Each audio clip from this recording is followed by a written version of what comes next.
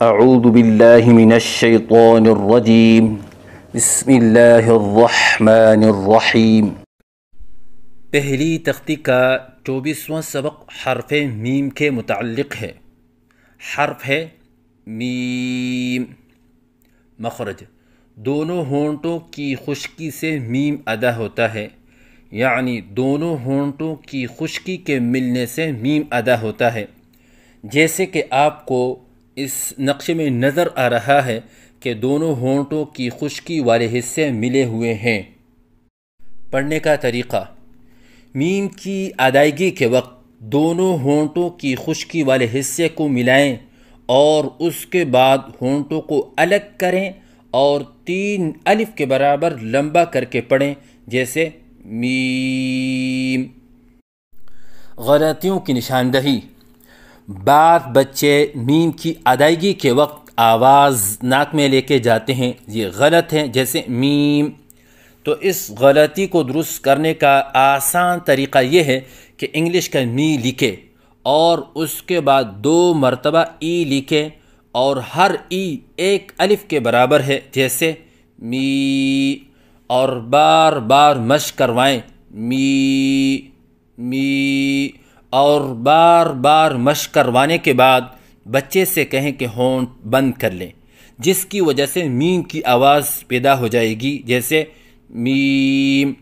تو اس طرح مشق کروانے سے انشاءاللہ آواز ناک میں جانے سے بچ جائے گی۔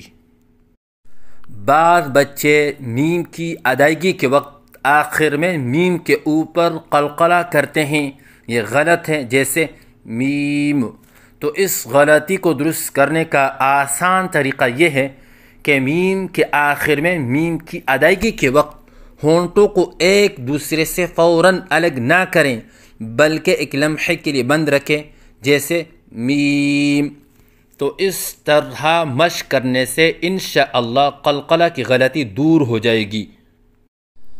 بعض بچے میم کی ادائیگی کے وقت آواز میں لہراؤ سا پیدا کرتے ہیں، یہ غلط ہیں، جیسے میم۔ تو اس غلطی کو درست کرنے کا طریقہ سبق نمبر 5 کی غلطی نمبر 3 میں بتایا گیا ہے۔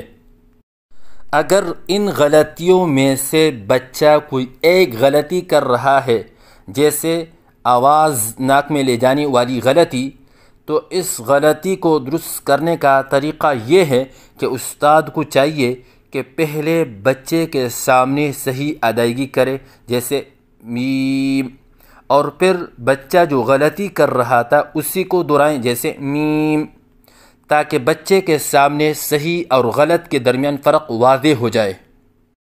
تو صحیح ادائیگی ہے میم۔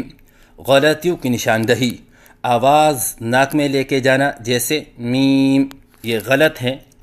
آخر میں میم کے اوپر قلقلہ کرنا، جیسے میم، یہ غلط ہے۔ لہراؤ کے ساتھ پڑھنا، جیسے میم، یہ غلط ہے۔